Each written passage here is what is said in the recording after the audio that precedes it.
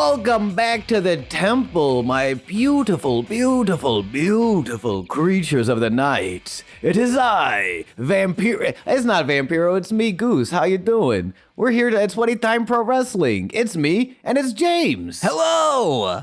We're here to talk about Lucha Underground, the only podcast on the Marshland Media Empire conglomeration world domination chain that does so episode by episode, beat by beat, and sweaty time by sweaty time. We are on season 2, episode 18, Enter the Mundo. Which, Sean, I did not notice this. I thought this was another 40-episode season. No, we're getting down to the end game. Oh no. That makes me actually very sad. It makes me excited. Yeah. Because it does mean we'll have a brand, whatever podcast we do next will be exciting and new. I mean, we still have 2 other 3 seasons. and 4. I know, but it feels like it's going by so quickly. Not really. It's, half a year spent on a season so far. That's true. And we have so much fun. I met someone yesterday and he is a big wrestling fan. And aren't they all? I know. Well, it's this, when you go out, so, hey, how you guys doing? I'm very hungover and still kind of messed up yesterday. Where's my air horn? Please, I beg of you. Purple Prancer Forever. As some of you might know, my friend Steve passed away this summer, and yesterday was his birthday. So to celebrate his birthday, we went to his Zen Yoga Garage, his yoga studio, and we put on an old tape of one of his burn classes. And the thing about Steve was one of my best friends. He's a bastard. Because you know how yoga's like very calming and soothing and relaxing? He taught yoga to do cardio. Hell yeah. So it's like yoga with weights, and it's like get your heart rate pump. My legs are shot. I'll show you my legs. You want to see them? Sure. I do. Oh, wow. Look at those gams. Hamana, hamana, hamana. Wow, wow, wow, wow. I can't even fit my leg around these. Sean, take a screenshot of this. Do print screen. Henry, why are you now rubbing on my leg right now? This is chaos. This is a podcast, by the way. I'm working on it. It's one button. I don't know where it is. It's on your keyboard by deleting shit. Oh, okay. On my keyboard. I thought it was on my... I don't think it's actually working. Well, no, now you do Control V into Discord. I don't think this is the time to do this right now. This is an audio medium. Now it's the fucking perfect time. So now people will, I can post this picture. Hold on. Did he do it? No. Yeah, you did. It's right there. Yeah, I know. I tricked you. What? Sean. It's the what? That's not. It's just me. There's no leg in there. I took the picture after you took your leg down, I guess. I thought I took the picture while you had your leg up. You were probably spamming it. Like, how come it's not working? Did you know when you had computer class in elementary school? Off. Oh, Maybe in elementary? Wow. Yeah. For the first time, Sean, I think you're cool. Oh, wow. Nice. Oh, wow. Oh, wow. All right. Hot yoga. But after the class, we all went to lunch. And we just celebrated Steve. And it was beautiful. And I got sat at the table with the one other wrestling fan. His name is... Shouts out to Rami. If you're listening, we're following each other on Instagram now. This is my favorite thing is like anytime you go to like a big party and like you have a very niche interest and there's one other person who has that niche interest and you're like, great, I don't have to be entertaining. I don't have to like think about what I'm going to say or how I'm going to be charming. I just can talk about wrestling this whole fucking time. It was great. Shouts out to Rami. You're amazing. Man, when I see someone with a Yogi Bear shirt, I'm like, oh, I'm just looking in the mirror. Because no one's ever wearing a damn Yogi Bear shirt.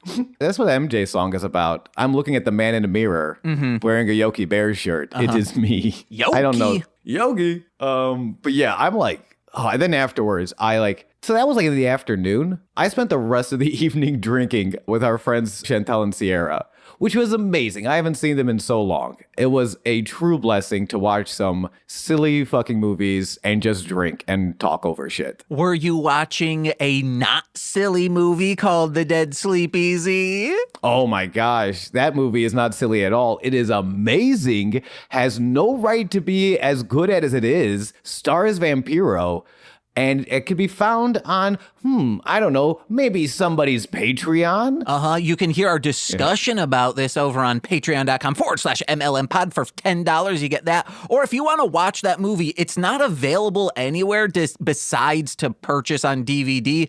But I contacted powers that be, and then now it's on archive.org. And that powers that be is me. If someone asks me to take it down, it's crazy because the director of that, Jesus Christ, Vampire Hunters everywhere. So why isn't this one?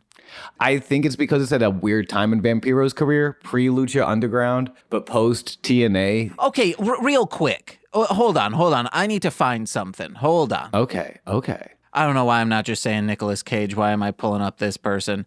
Oh. Okay, just because Nicolas Cage was in a wonky place in his life during the filming of Season of the Witch doesn't mean that, like, the movie studio is going to say, you want to know what? We're not going to put it anywhere. What studio was Season of the Witch, though? It was like a big studio, but when it's an independent studio, which is the guy who directed that movie, directs and produces all his stuff. But that also means there's less money for distribution, which makes it a little like it was distributed. I don't know. Or maybe there's just not as many people looking for this movie. It might just be that. But Sean, it's not expensive at all. I don't know why I don't like sentences that start with "but Sean." It's not expensive to distribute media. It might not digitally. be the money then. It might just be then people aren't looking for it. I think, I guess like we start demanding it and he's like, oh yeah, I forgot about that movie. I guess I'll put that up. But people put up this shit. We watched Fart the movie, okay? People why are people looking for that and not The Dead Sleep Easy? I need to resign from this podcast conglomeration. You watched Fart the movie? Nicole and I were so high and we were like, let's check it out. And there are parts of it that are masterpiece B movie. And then there are other parts that it's like, just skip 30 seconds, get through it. Yeah, that sounds about right. Dude, I lost my voice last night from laughing so much all day. I thought it was because you were screaming at the man in the mirror for not liking wrestling. No, I was screaming at the man in the mirror for wearing that Yogi t-shirt. I'm like, that's my friend James's. Give it back. You better not have any of my Yogi Bear shirts. It's not me. It's the man in the mirror, and I'm getting that shirt back for you. Don't worry. Thank you. I'm going to punch every mirror until I get every shirt you deserve. That's 7 beers, bad luck, brother. Yeah, and then you're going to... Now, James, I know you love those beers, but I got to tell you, I don't think you're ready. I won't stop you, but you're not ready to face the monster, Beer Tonzo. This amazing transition aside... Let's get into the episode, shall we? A fantastic transition on opposite day. Wow, you son of a bitch. I literally can't. Just the last thing I'll say about yesterday, and I already, it's been so long since, I lost my voice from, laughing. We were talking and we were bullshitting. What were we watching? Just Meet the Parents, and just movies we could talk over, comfortable movies. It's been so long since I laughed, lost my voice just from laughing. And that feels, again, in celebration, for Steve's birthday, Purple Prancer Forever. I'm just kind of in a very, tired but grateful mode, I guess. Yeah. So yeah, everyone listening, and we have some friends that listen too. I just, hey, thanks for being friends and shit. And James, I'm going to get that Yogi Bear shirt back from you, even if it means I have to smash every mirror in Chicago. Oh, Chicago. In Chicago, baby. Speaking of, this is the only thing I've been up to, which is reading comic books. Reading comic books has become so extravagant for me that my screen time over the past couple weeks has gone down from averaging an hour 41 a day to 7 minutes a day. Wow. Yeah. That's amazing, though. It seems like a glitch, but it's not. Dude, as someone who's way too attached to my screen, which is fine. I have a lot. I all of a sudden have a lot of internet friends now that I didn't have before I started twitching and stuff. And I will say this screen time is my iPod, not of course, my job is on a computer screen, so. So you don't count editing and podcasting and all that stuff. If I was putting out what I was doing, and there would be no way. I guess I turn off the screen. Hey, sorry, Sean. All right, bye. This is a great episode. Well, no, Y'all- I can still. I'm still talking. I'm doing it a little Corey style, where he doesn't turn on a webcam or look at me while recording. But It upsets me. I think our show's funny, but I think it would be funnier if I could see his fucking reactions. we talked about this before. When we first started, I was like, why do I need my webcam? I want to do it with my dick out. And then you're like, no, we do like play off each other and it's easy. I like being able to see when you're about to start talking so that I can shut the fuck up for once. Not this time. I will never. Actually, you know what? After what you said earlier, I will never provide you room to speak again. Welcome to the Goose Von Kaiser podcast, where it is an hour, 30 minutes of me just making sounds. I can't keep this up, James. Please come back. Dang, man, you couldn't even go that long. Talking about Not Beyblade even. First 15 episodes was all me, baby. Yeah, we're talking Lucha Underground, Season 2, Episode 18. One last time, congratulations on cutting down your screen time. That is a big deal, and I don't want to glaze over that. That's awesome. Enter the Mundo. The first scene today is at Penta's dojo. Ooh. Last time we were here, it was horny as hell. Still is. It still is. I can't get over. This is your first episode, one of the post credits, I think it was the post credit scene last week, involved a sex swing and a kendo stick. It was like, it's like when you see something that has no sexual connotation, but you have sexual memories with it. And now every time I see a strawberry, I pop a boner. It's a delicious fruit and it's good for your root chakra. Okay. But like, it's just, this dungeon now has been ruined for me. Anyway, I got a big old hard on, and Vampiro is in Penta's dungeon alongside of Penta. It's dojo, not dungeon. It's a dungeon now, baby.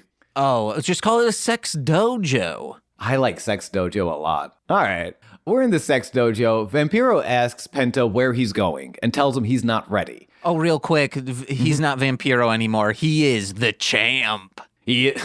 And if you want to know what that's about, seriously, we'll get into this episode. There is no reason The Dead Sleep Easy should have been as good as a movie as it was. And Vampiro is the champ. And I say that his first movie, Night Warrior, was like good, but of course it's in like a campy bad way. The Dead Sleep Easy is just a good movie. It's a good low budget. And again, I will say, because I want to set expectations now that it's on the archive.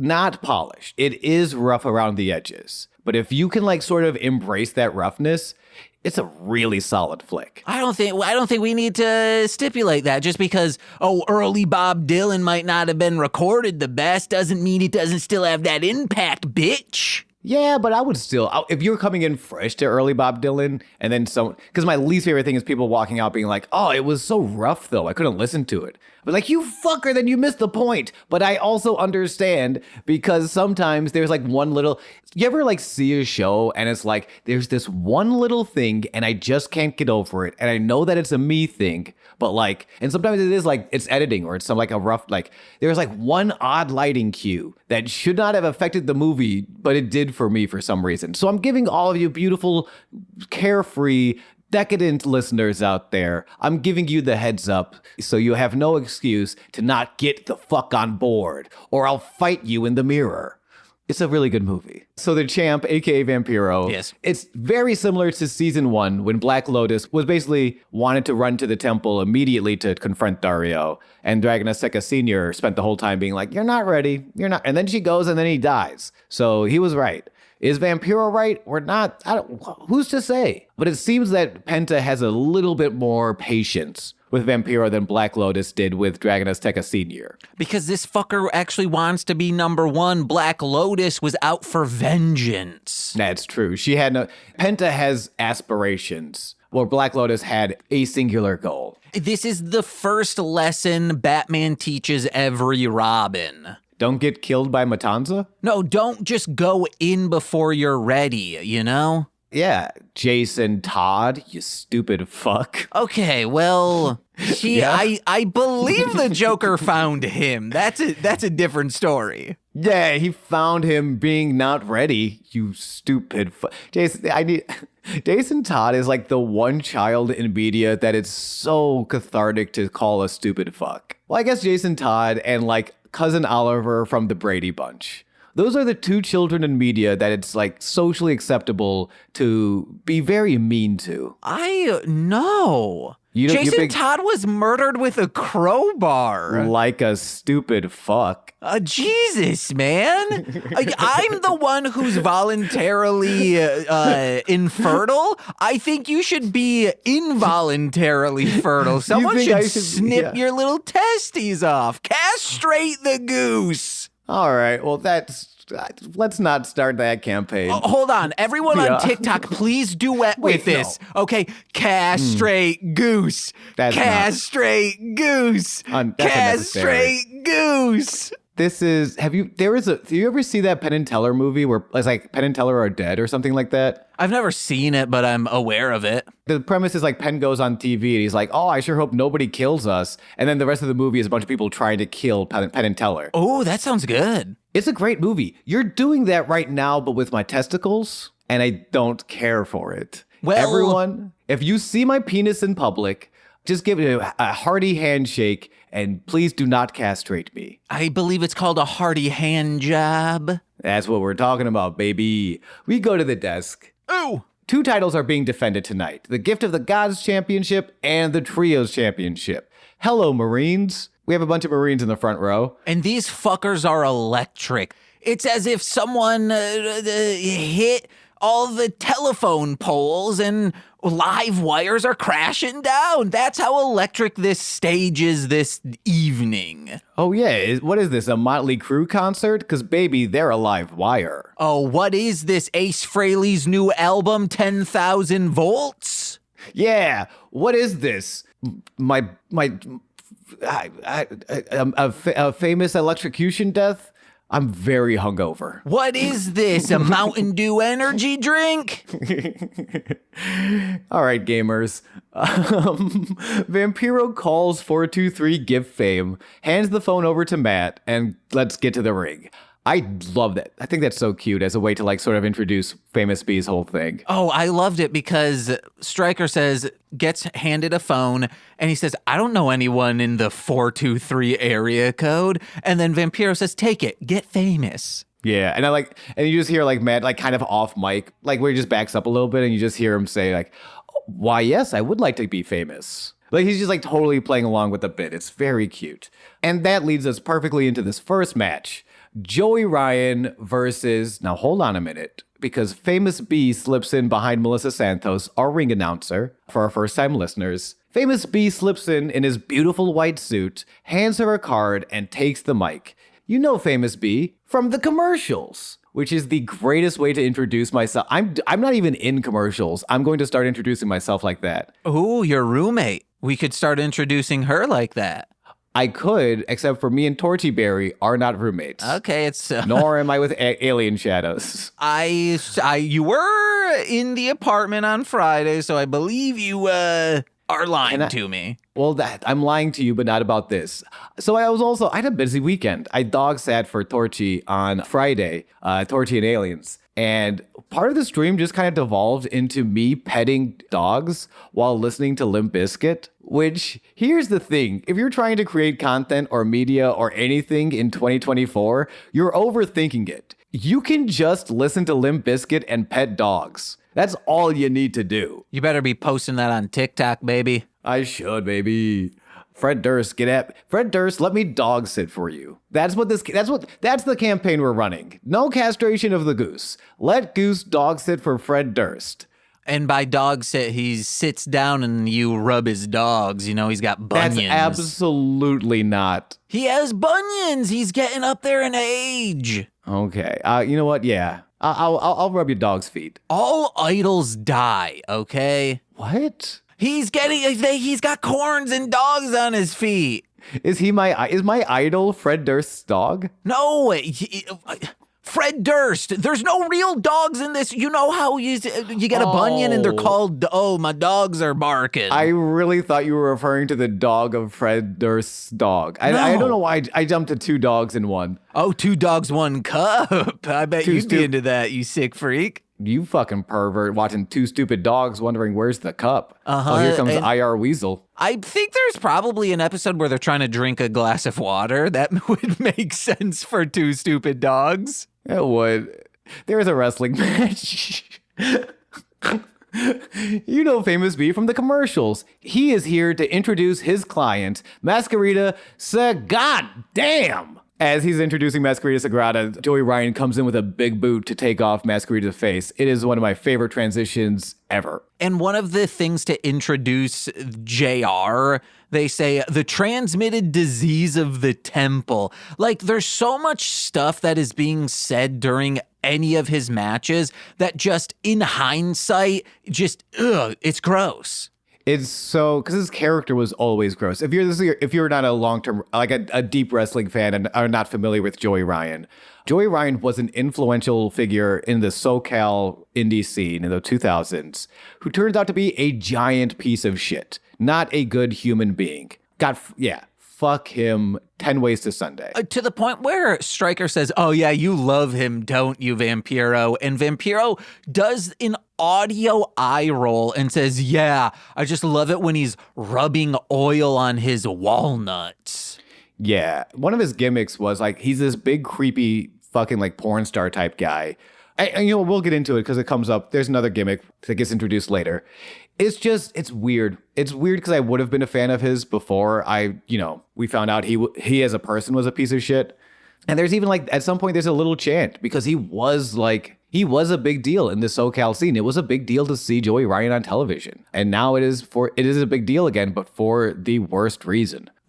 Because we need to get him off our show. I love seeing him on WXF or whatever that was called. Oh, which one? Oh, yeah. The MTV one. Yeah. Yeah. Masquerita gets his shine in. Tope Suicida climbs the top rope, but Joey slaps him stunned. Joey pulls a blow pop out of his trunks. He always keeps a lollipop in his penis. He tries sounding? He is sounding all day, every day. If he's not sounding, he's grounding in that he is dead. Sean, did you, Sean? Yeah? Uh-oh. Wait, can you not hear me? Wait, Sean, are you still there? Yaga, yaga, yo. Yeah. Wait, I think Sean froze. I can hear you. It's a convincing freeze if he isn't really frozen. No, I'm not frozen. Man, if you're frozen right now, Sean. You just froze, though. Or if you're not frozen. Are you frozen? Are you frozen? Did I lose internet?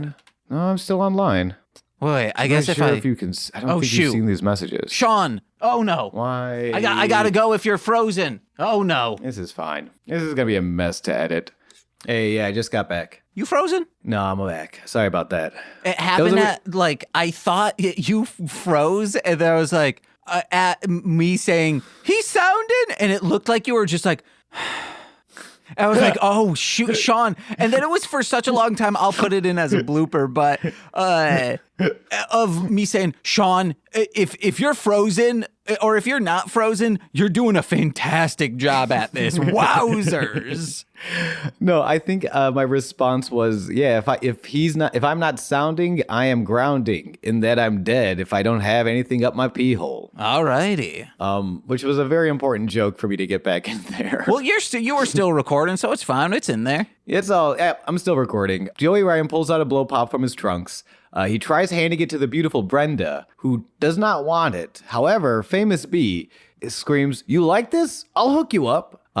So Famous B is also a pimp, in addition to being an agent, I think. But Brenda slaps the blow pop out of Joey's hands. Masquerita with a double stomp to Joey, who's still bent over. Real quick, Stryker plays that offer that just says what it might have was insinuating to be is I will trade you that lollipop for a business card. So Sean, what would you trade to get one of Famous B's famous business cards? I would give Famous B a Klondike bar covered in the blood of the man I murdered to get that Klondike bar. James, what would you do for a Famous B business card? I think I would, bend over backwards trying to make his wildest dreams come true. That's what we like to hear at 423. Get fame. You want to know from what? the commercials. I would make him famous. Aw. That's it. Everyone, Famous B is out here trying to make everyone famous. Who's trying to make Famous B famous? I'll tell you who. The commercial industry, baby. I cannot stress how much I love as an intro line, Famous B, from the commercials. It's so cute. It's so sweet. It also speaks a lot to local commercials where you would know someone specifically from the local commercials they do. Airport Plaza Jewelers, where a really great diamond doesn't cost an arm and a leg. And then he holds up a mannequin arm and he holds up a mannequin leg. Is that something from Buffalo? That is a Buffalo staple, Whoa. The Airport Plaza Jewelers, yeah. The one that always blew my mind is Celino and Barnes, because then I see Celino and Barnes out here. Damn. Or, oh my gosh, O'Reilly's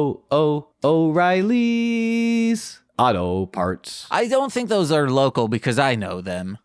I thought it was local because they also, the Buffalo Sabres, the NHL team, they're like Collision of the Night. It was O'Reilly's Collision of the Night. Okay. So I thought it was local for years. And then I was listening to like Lauren Lapkus on a podcast, and she was referencing O'Reilly's. And I'm like, you are not from Buffalo, New York. What the fuck is going on to my worldview? You said, I'm going to get a goddamn bag, put some potatoes in it, and mash them up real good. Then I'll smack you with it, Lauren Lapkus. Lauren Lapkus, you watch your ass on the street with me and a bag of mashed potato. Any comedy Bang Bang alumni or celebrity, watch yourself on the street with me and a bag of mashed potatoes. Shit is real out here. Oh no, my friend Howard Kramer, no. Howard, I'm so sorry. Mr. Suede himself. Mr. Boy Suede himself. The stand-up who is on Comedy Death Ray Live more than any other stand-up. That's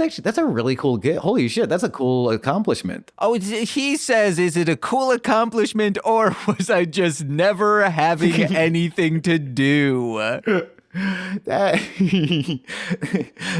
Listen, as the most, am I the most guested, Mostly Speaking Sentai guest now? Yeah, I think so. As the most guested, Mostly Speaking Sentai guest, I can relate, but I'm going to choose to look at this as an accomplishment. All right, hell yeah.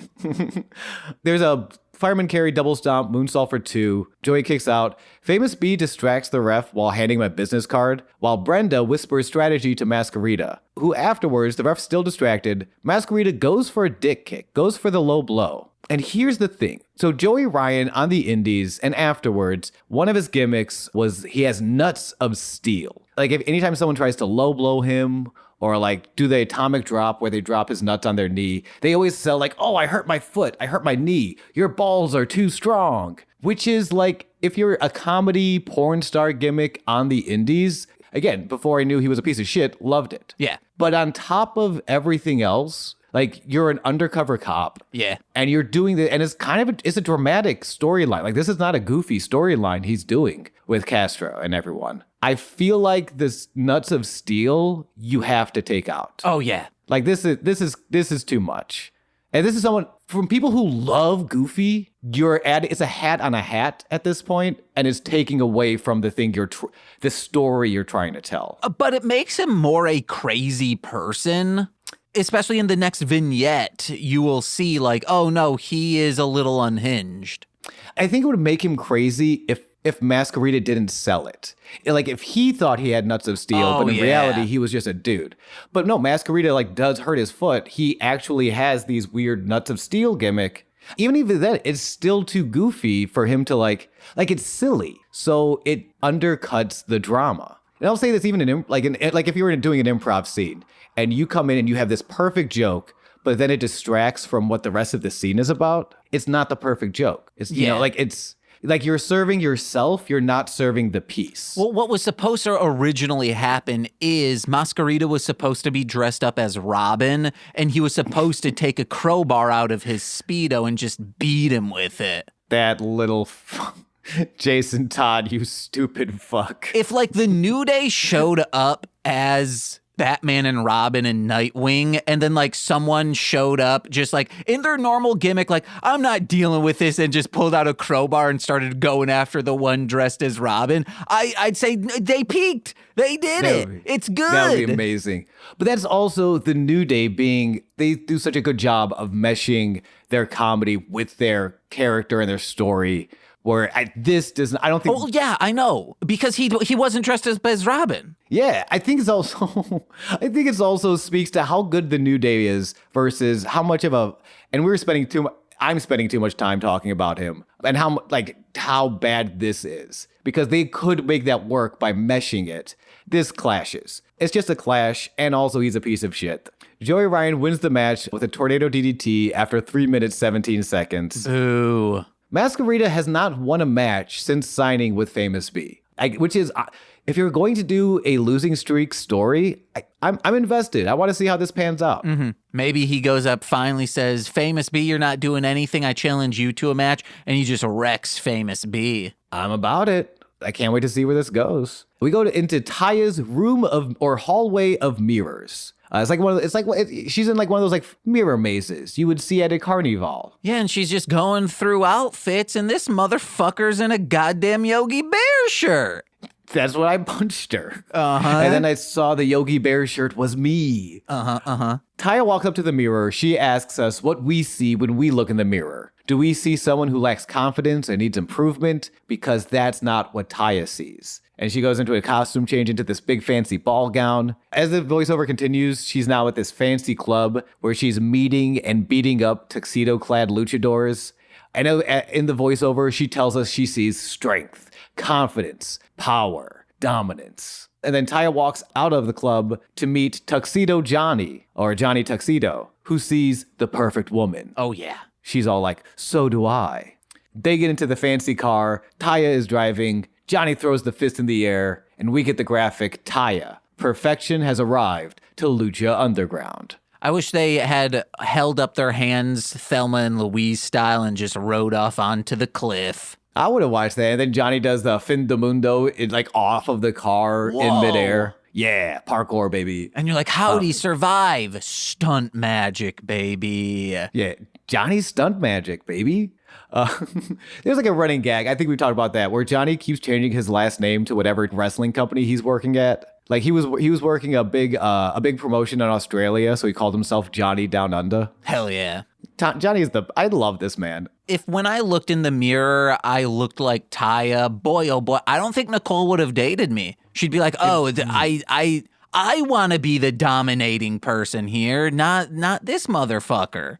And then you have to slowly hide your dominator so that Nicole doesn't feel threatened by the domination. Speaking of which, Sean, when you look in the mirror, do you see a disappointment or dominance? Well, I bet no matter how small of a mirror, even a compact, again, the Dominator Mini, it will fit anywhere you need it. No.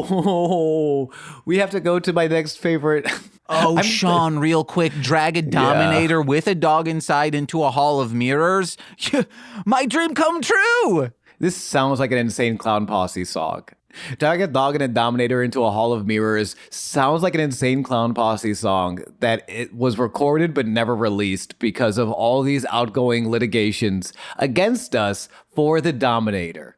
If this is your first time listening to the podcast, it's a long story. Sean, I need to make an announcement. No. I helped out this dude from like a prison island in South America, and he gave me this button, and it wiped me clean. I no longer have any of the litigations. I have a clean slate, so I'm going into the Dominator Mini, a changed man, literally and figuratively. Are you a changed man, or do you just have no prescient lawsuits, so you feel on top of the world, but you're really the same man who invented the original Dominator? I also got to see this billionaire Bruce Wayne fuck Talia al Ghul.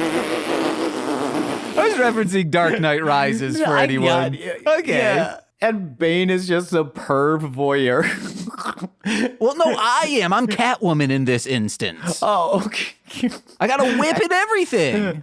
And I'm so good at crying when someone says, what's going on? Where'd they go? But it's actually me who is you're looking to go. Yeah, it's me, the Catwoman in the Yogi Bear shirt in the mirror. Hell yeah. Oh my God, Catwoman in a Yogi Bear shirt. My eyes would never be peeled from that comic book page. And my pud would constantly be peeled. I have said it before. I will say it again and again. I no longer know what is comedy and what is just us flirting and creating kinks for our audience. Uh-huh. Thank you for listening. We cut King Cuerno's hunting den. We've seen this promo location before. It's a hunting den. It's, a bunch of like stuffed animals on the walls, and not stuffed animals, but hunted animals. Taxidermied animals on the wall, and King Cuerno in his fancy leather chair with his fancy cowboy hat and his hands folded in front of him, very fancy style.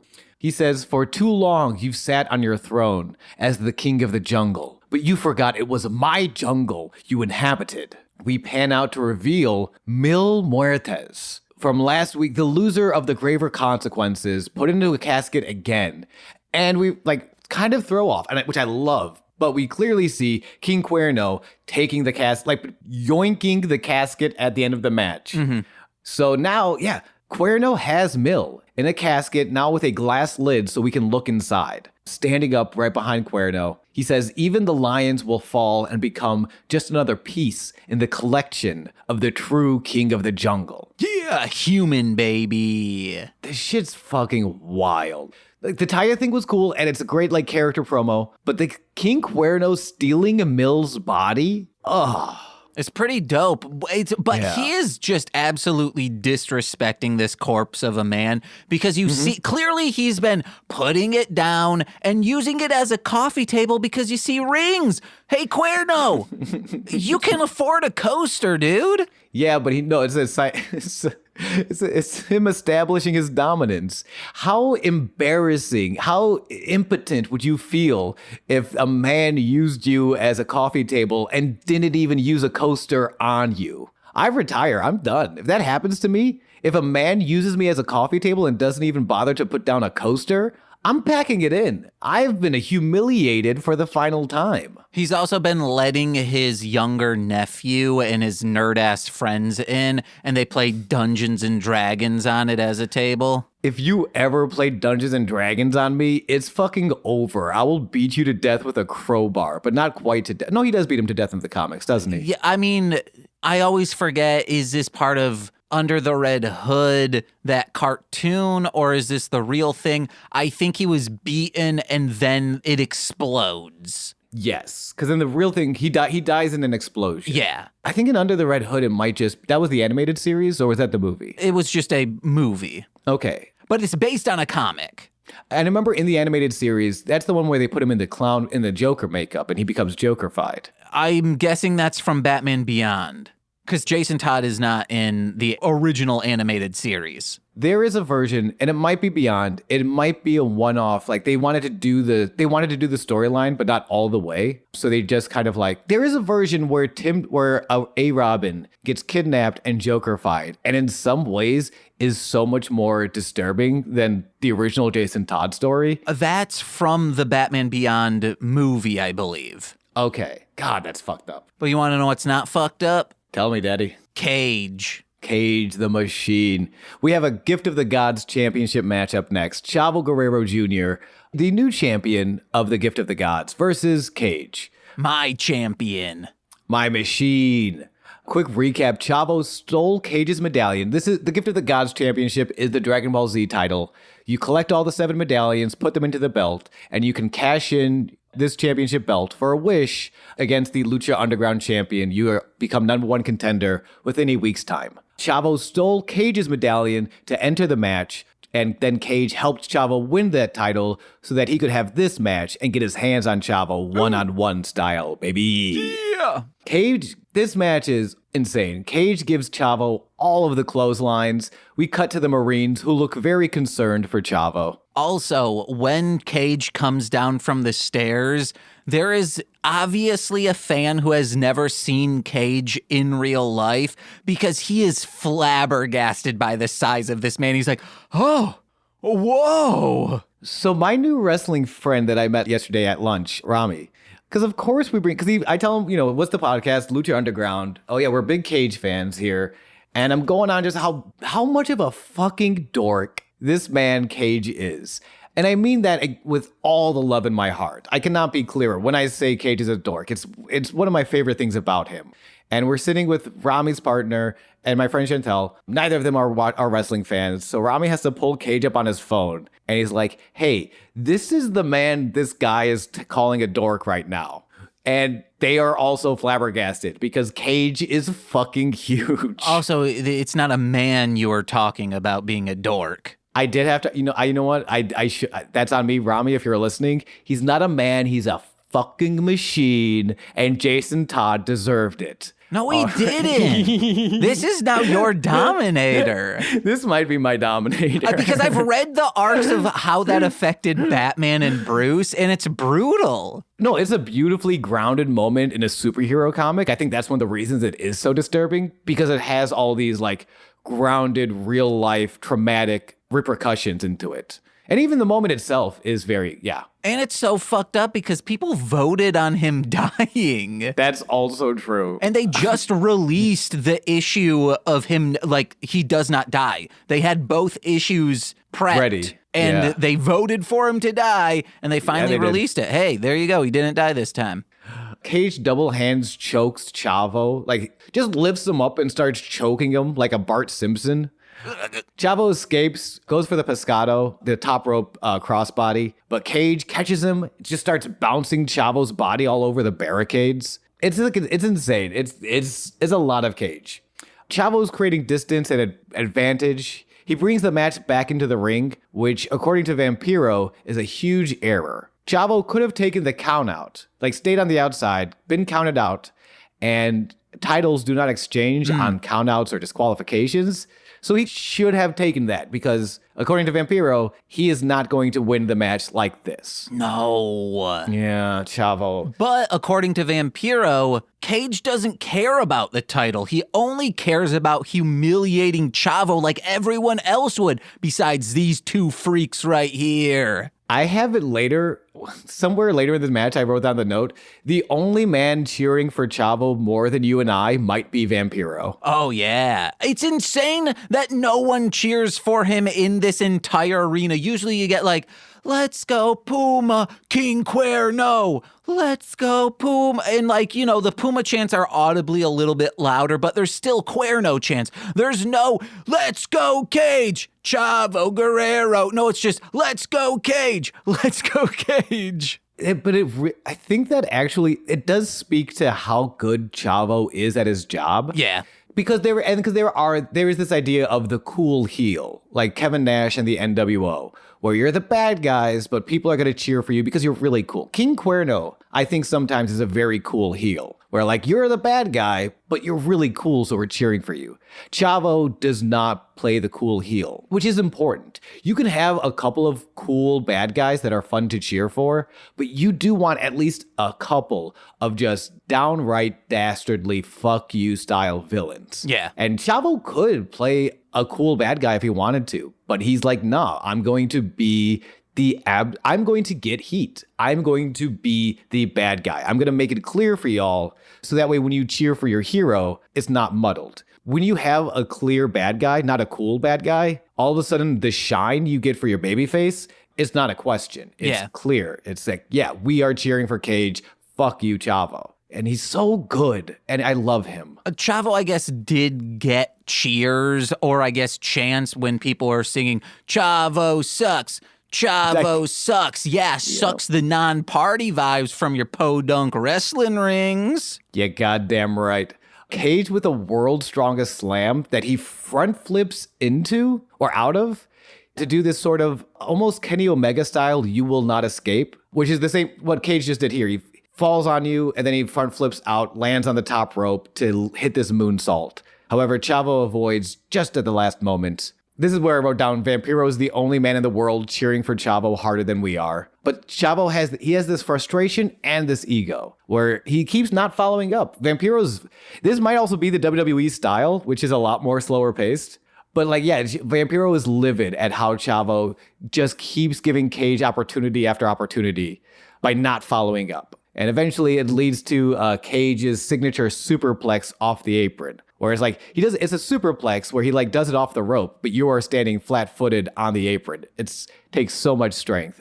I've seen Cage do it. I've seen Claudio Castagnoli do it. And I think I've seen Lance Archer do it, but not a lot of people can do this move. Chavo escapes at F5 and then ducks a lariat. Tornado DDT gets Chavo back on top. Ooh. We get this exchange, the rolling Liger kick from Chavo that then is answered by the Cage rolling lariat. So fucking brutal. Cage goes for the pinfall. Chavo has to put a foot on the rope to barely escape. Hell yeah. Cage just manhandles Chavo onto the top rope for a traditional superplex, but it gets blocked. Countered by Chavo into this sunset flip powerbomb. Immediately follows up with a frog splash. Only gets a 2 count though. And we're starting to see, this is like, if Chavo was a babyface, this is the shit we would see. Oh yeah. And I was like, maybe he's going to do it. Will he win? We'll see. Chavo invoking better times. 3 amigo suplexes. However, the third suplex gets blocked.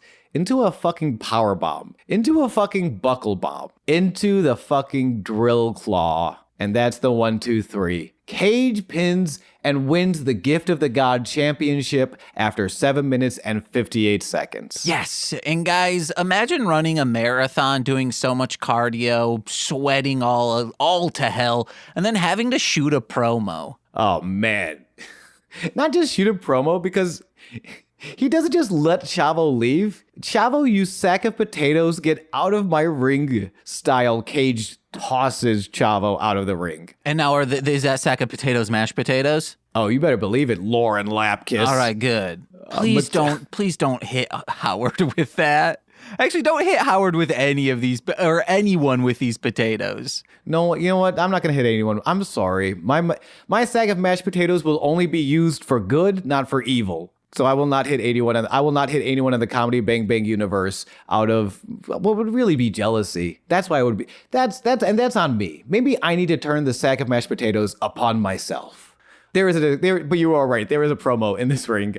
Cage says, Matanza, I want to exchange the Gift of the Gods for a match with you next week. And I am walking out of here new Lucha Underground champion because I'm not a monster. Say it with me, James. I'm a machine. Yeah, it's really cool. We cut to the locker room where Taya is leading PJ Black and Jack Evans to a big surprise from Johnny, a laid out Phoenix. Why'd they do that to Phoenix? That's what PJ Black and Jack Evans says. They're like, that's our partner. We don't like him. We're like a mismatched trio, but that's still our partner. Yeah, and I was liking their team. It felt fresh. It felt like Phoenix was reluctantly there, but willing to do the job. I'm curious. Because there's a lot of, let's get through this section and we can talk about implications. They say, why would you do this? And then Johnny appears behind them. Surprise. You have a new partner. Me. I don't know why that's the voice I gave Johnny, but it felt right. PJ and Jack love this surprise. They put all their hands, they're such goobers. They put all their hands in. They give a big 1, 2, 3 break. And then Johnny's like, oops, forgot one thing. Kicks the corpse of Phoenix. PJ and Jack, they play the air guitar. Guitar riffs get added in post. And then Johnny plays some air guitar as well. More guitar riffs added in post. And then I think it's Jack who says, hey man, he can shred. They're air guitars. These are not real good.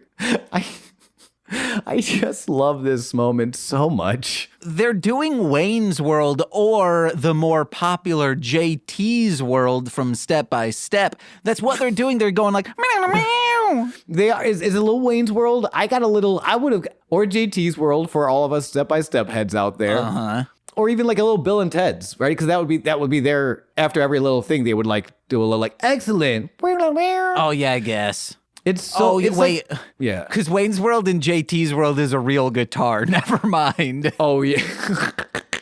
It's like a Wayne's World, but replace the real guitar with air. Yeah, there we go. But like, it's this Bill and Ted's thing. It's so goofy, but they're also still like unquestionably pieces of shit. Like, I'm still booing. I love them, but I am booing them. I am loving them and not booing them until I like pan my eyes just down a little from my periphery and like, oh yeah, they beat the shit out of Phoenix. Yeah, who we love. And I liked their trio. I liked the implications. And I love the implications of PJ and Jack Evans being in this blood feud against Phoenix's two best friends, Drago and Aerostar, which we might still see that pay off. down the line. Oh, I think this is setting it up beautifully. Or I We'll guess talk about it. We'll talk about it when we get there. We're not, and because I will say also like this weird villainy, but like, and I talked about it last time, how really campy and villainous Johnny can get. Yeah. And I didn't realize it until this moment. He is the perfect match. As soon as I saw Johnny jumping on the air guitar and whoever says, "Hey man, he can shred." Like, I'm like, oh, this is perfect. They are all campy goofballs, but also very dangerous. Mm-hmm. Like the Joker. I mean, kind of. Then you're like, oh, this guy's kind of funny. And then you pan your eyes down to the beaten, bloody Jason Todd Phoenix. And you're like, oh, no, wait a minute. This guy's bad. Like I'm on board with this trio. I'm very excited about these three. Next thing we know, they're going to release an endgame virus on all of Gotham City. Yeah, and Jason Todd will still have had it coming. No, Jason Todd was there fighting. He had a little mask on. He had the antidote. He's good. I believe in the Uncle Dote because... Anyway. That was from before we started recording. Yeah, the punchline to that is because I'm a misogynist, and that joke sucks. We don't need that anymore. Misogyny or jokes? Because one of them we do and one of them we do not. We'll keep the jokes. We keep the jokes and we press forward the jokes that shit on misogyny. Because that's the best, that's the good joke. Not the jokes that pretend to be sarcastic, but they're really just pushing forward the message of misogyny. No, we wanted the jokes that shit down the throat of fucking evil and then we come together stronger. Dario's office. When Dario is out, Joey Ryan will rifle through his desk for clues. Cortez walks into the scene and he doesn't like it. Because seriously, anything Joey finds like this is inadmissible in court. Mm-hmm. But Joey is desperate and a bad police officer. So please Cortez Castro, help me break the law. They're rifling through all the drawers. Joey finds a drawer full of money, which is not a clue, but Joey doesn't care. He just starts pocketing the cash. I mean, it is, or wait, no, it's technically a business. Never mind. If this were a private resident with that much money, for some weird, dumb reason in some states, that is illegal. Oh, wow. But this is a business. So, like, it's fine. Joey's just stealing money. Joey can't find a clue, so he's just stealing money. Mr. Cisco walks in. He can't believe they're robbing El Jefe without him. To be very clear, that's the reason Mr. Cisco is upset, is that Cortez did not invite him to rob. So he has no choice but to tell Dario. That's a weird leap. Why not say, so I get more of the cut or I will tell on you, not just, I'm going to tell on you guys because you didn't bring me in on this. I mean, and maybe that's what he was fishing for, was for someone to stop him, to be like, well, here's the deal. Instead, Joey pulls a gun on Mr. Cisco, and then Cortez is left without an option. It's either let Cisco blow their cover or let Joey shoot Cisco. Which would also blow their cover. But unless you hide, I have a feeling after the death of Bale, the third member of the crew, there is a non-0% chance that they could hide the body of Mr. Cisco and get away with it. Or go up to the attic where they're keeping Matanza and just kind of feed him in through the bars. That's probably how they get away with it. But this is not what Cortez Castro wants. Cortez Castro does love Mr. Cisco. Like, he does. They make out. He doesn't want him to get shot. So instead, he has to arrest him. He finds a third option, which is blow his own cover for just this one guy and arrest Mr. Francisco Garza. And I hate this. I hate this because it's Joey. I think mostly it's just because it's Joey. But this is when we find out Cisco he's working for another entity as well. That'd be pretty cool. That'd be neat. We'll find out next week, though, because that's the end of this trio for now. As we go into the main event for the trio's title, Jack Evans, the Darewolf, PJ Black, and Johnny Mundo? Taya announces the Phoenix Mundo substitution, and when she says, PJ and Jack have found a better partner, there's like one guy in the front row who starts motioning to himself. Which, to be fair, is how the Moth got a contract. Oh, yeah. So, like, there's precedence to that. They will be taking on the trio's champions of Prince Puma, Dragon Azteca Jr., and Rey Mysterio Jr. Champions come into the ring. Puma grabs this homemade sign with all three of their masks, which is just, it's very pretty. Shouts out to the fan who made that sign. Good job. Well, they were being introduced, or when Taya was introducing Mundo Mundo comes out. Melissa Santos has a look of, huh? Okay, Yeah. well, I guess that's fine because that means Phoenix is safe tonight. He won't end up lying unconscious on the gym room floor. Which is the only thing we wish for every night. Every night I go to bed, I drink my little glass of little warm milk. I clasp my hands together, my sweaty palms, as I speak to the Lord, Satan, and I say, please, Lord Satan, please, oh please protect little Phoenix. I do not want him laid out in a pool of his own blood, Jason Todd style. Unfortunately, that has happened. Match starts off. Jack loudly proclaims how much he does not believe in dragons and how much he believes dragons do not have a place in Lucha. Because he's on the opposite side of the ring, Dragon Azteca Jr. is starting the match for his team. And I do love that Jack Evans, it's not the only thing he has going for him, but he does know how to keep like a thread going, that he does not believe in dragons. Just because Hernandez is no longer here does not mean it's okay to start being a dragon in the temple. Jack Evans is here. He goes, no, you know I hate dragons. And I said Literally. He read TIC, but I don't know what TIC means. I have no... Comic? No. The inevitable churn. Oh, no, truth in comedy. Wait, why Because does that he's bringing it back. It's like a herald. Oh, it's a callback. Okay, you know what? Maybe he read that Zen and the Art of Stand-Up Comedy, which is also a good book. Okay. But dragons stick together. Commentary's thinking, oh no, maybe he also hates Dragon Azteca, which made me scared that, again, my friend Dragon Boy s2e18, he's out there. Jack Evans could be with his nunchucks and just sees him walk on the street. He can't hear. He has earplugs in. And then all of a sudden he's getting beat down by someone from South Africa? Okay, so we have my bag full of mashed potatoes now has a purpose. No. In a great twist of fate, it is to protect Howard Kramer, aka Dragon Boy s2e18, from the likes of Jack Evans and Hernandez. Any professional wrestlers who do not believe in dragons, if I catch you even looking at Dragon Boy s2e18 for a moment too long, you're getting a face full of bagged mashed potatoes, you bitches. I'm just afraid they're going to sabotage the release of our new album, The Dragon and the Monster, out April 19th. Nice. Goods on display. Goods on display. I got so excited by that, I bumped my microphone.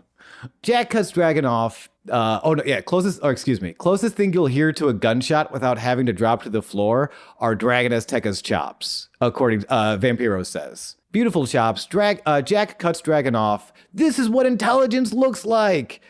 Jack screams right before he gets kicked off of the apron. Hell yeah. And we don't see the baby faces taunt a lot, but just kicking Jack's face off of the apron, Dragon does this like long, it looks like he's going to dive to the outside, but instead he just invites Jack into the ring. You fucking cuck. Well, speaking of Jack, he is the human embodiment of the D-pad in Super Smash Brothers because he's just taunted nonstop, and I love it. Especially this season in the trio stuff.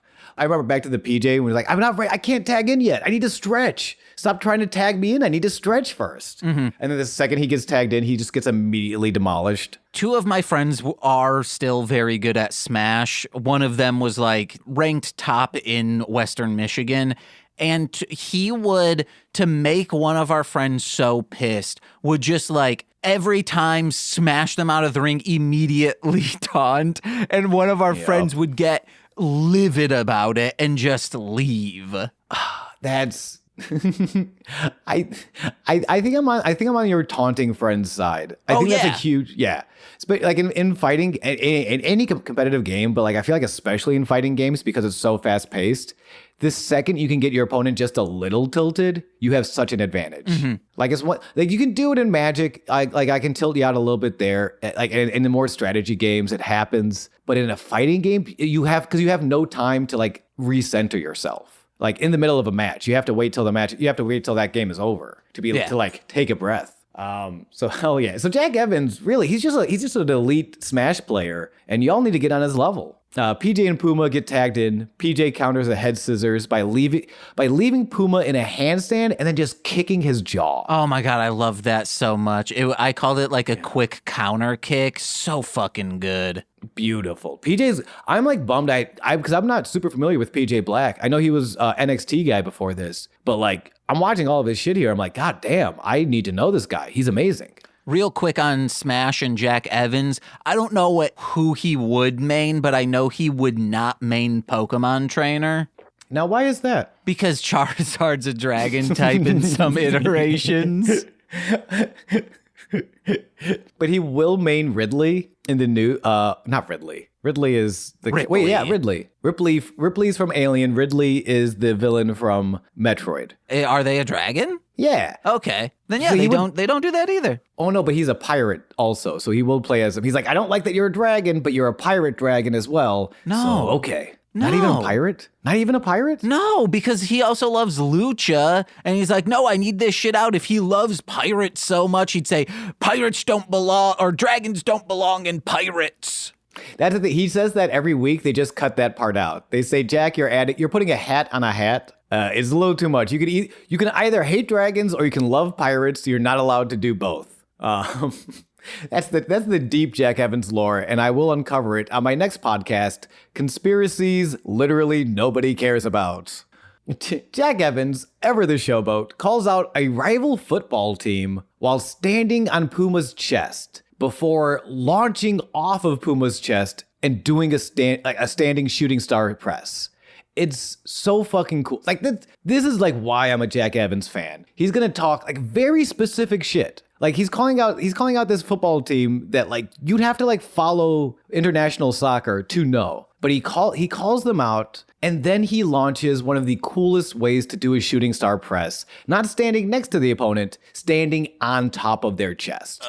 Puma throws Jack's head into oh my gosh, yeah, this spot.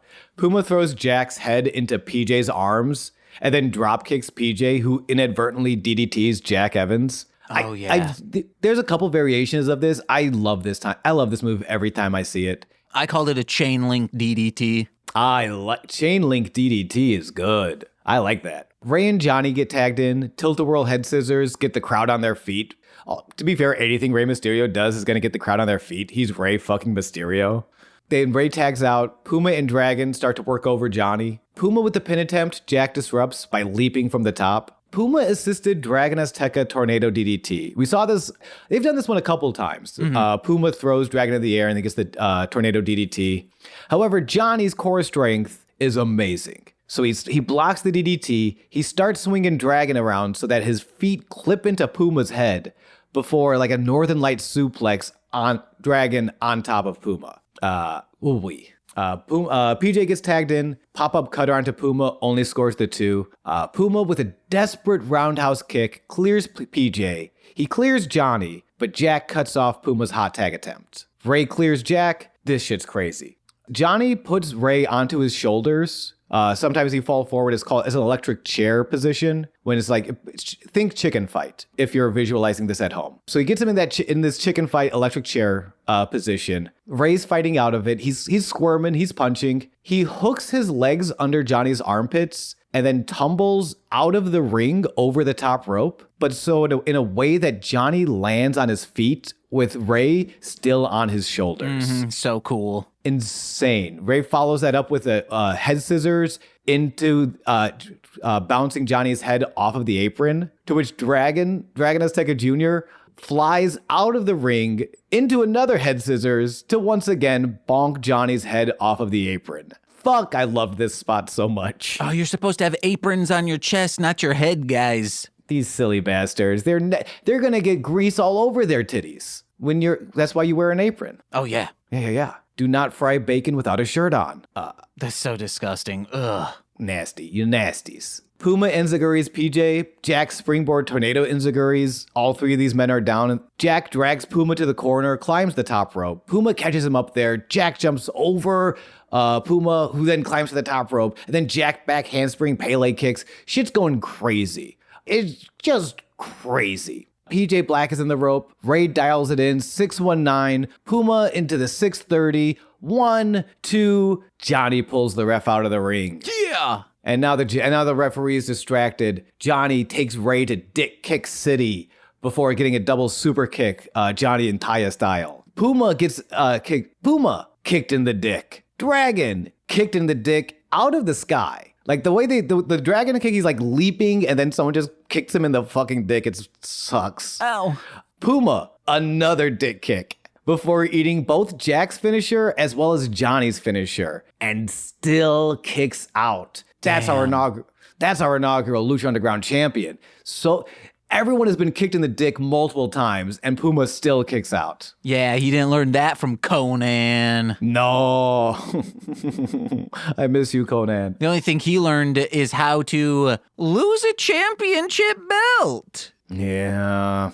And how to book problematic people in AAA. Don't worry about it, Conan. You're doing a great job. Sarcasm. I was transitioning to how the match ends. We're getting there. Avalanche German suplex. Puma lands on his feet. Hot tags Dragon. Sunset flip. Count to 99. But Taya has the ref distracted. No one's making the count. But it does give enough time for PJ to come in from behind. Chair shot from the back as Johnny pins Dragon. We have new trios champions after 11 minutes and 30 seconds. And it is a brand new team. The team of PJ Black, Jack Evans, and Johnny fucking Mundo. This was wild. This was a lot. And going back to what we were talking about before, where to go with Phoenix now, and the rivalry they had already set up with Arrow and Drago.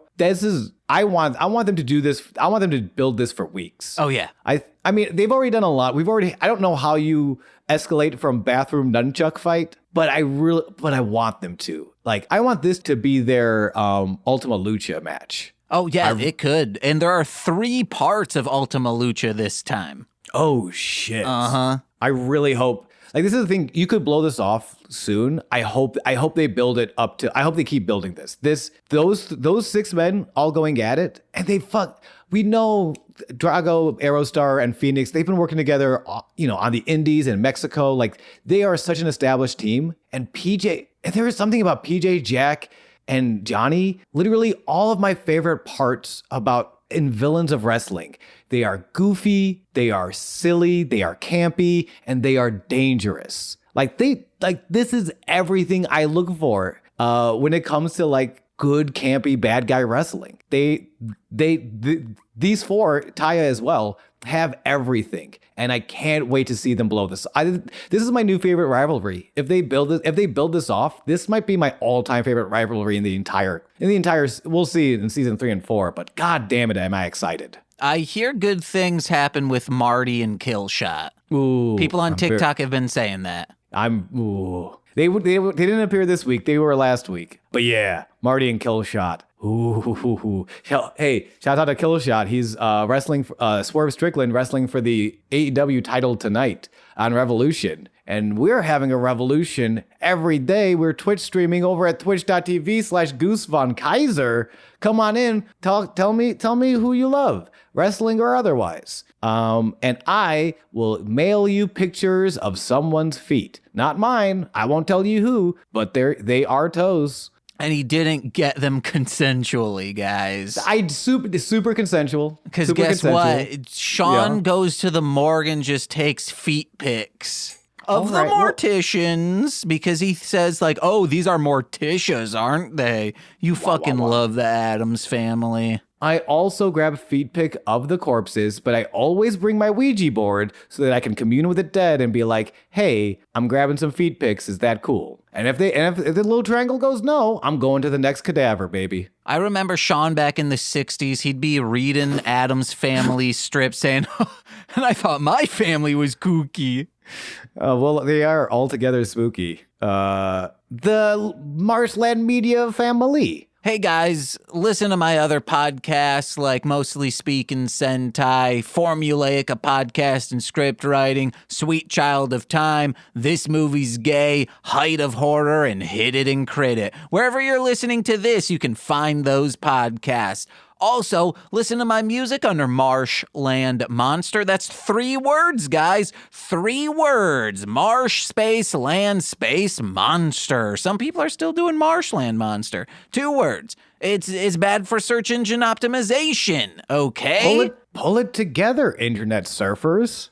And, oh my goodness, head over to patreon.com/MLM pod, where for $5 a month, you get exclusive content every single Friday. Every Friday this month is Corey and I discussing Critters. Critters 1, Critters 2, Critters 3, Critters 4, possibly Critters 5. We might just do a watch along of that. I don't know, but... Because you've heard it's very bad. Yes, so I'm pumped for that. The first 2 are already recorded.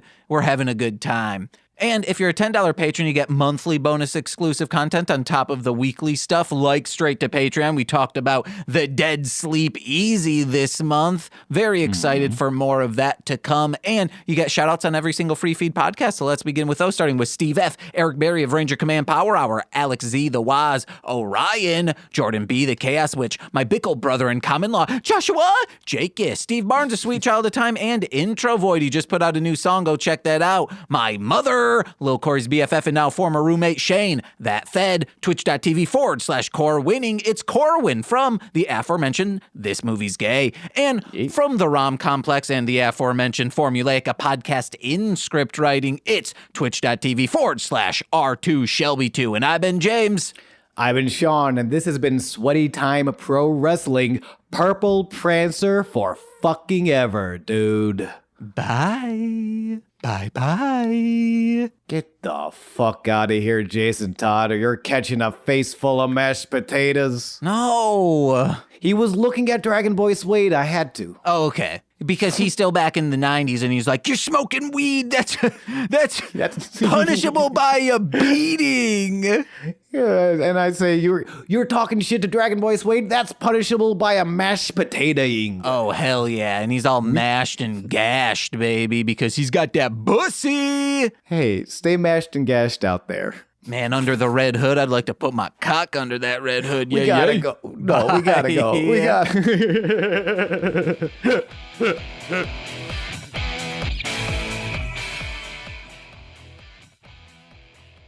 Oh, yeah.